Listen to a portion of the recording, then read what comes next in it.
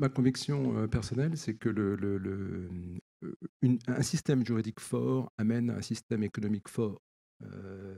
Et ce n'est pas uniquement l'économie du contentieux, ce n'est pas uniquement ramener du contentieux en France pour que les contentieux se trouvent chez les avocats français. Ce n'est pas uniquement ça la question. La question, c'est aussi que dans la matinée, on nous a dit que le brevet était un droit d'interdire. Je me permets de ne pas être fondamentalement d'accord avec cette vision du monde, même si c'est vrai que c'est celle qu'on trouve dans les livres et qu'on dit et qu'on répète. C'est aussi un moyen d'autoriser.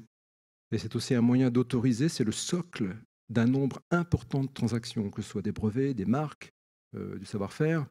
Et c'est au travers de ces transactions qu'on fait des partenariats, et c'est au travers de ces transactions qu'on arrive à rééquilibrer les rapports de force ou déséquilibrer les rapports de force en fonction de la position dans laquelle on est. Et là, c'est là que le conseil ou l'avocat interviennent, ou le juriste d'entreprise. Et c'est à ce moment-là que l'entreprise peut être forte ou faible.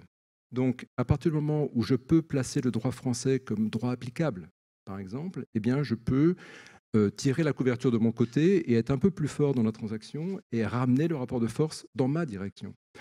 Ensuite, je pense que c'est fondamental que le juriste d'entreprise ou le conseil ou l'avocat en France soit perçu comme, encore une fois, un trusted advisor, quelqu'un qui peut aider l'entreprise, parce que demain, cette personne va avoir la chance d'avoir une promotion dans l'entreprise et va se retrouver potentiellement un job de management, une position de management dans l'entreprise. Et ça, on l'a vu, il y a des groupes américains qui forcent, moi j'en ai fait l'objet, qui forcent leurs juristes et leurs conseils à prendre des positions dans les business units. Et donc, c'est important qu'on le retrouve des Français à des positions clés dans des grands groupes internationaux. Je pense que ça ne vous a pas échappé qu'aujourd'hui, le numéro un de Tesla est un Français. On peut à peu près le dire comme ça.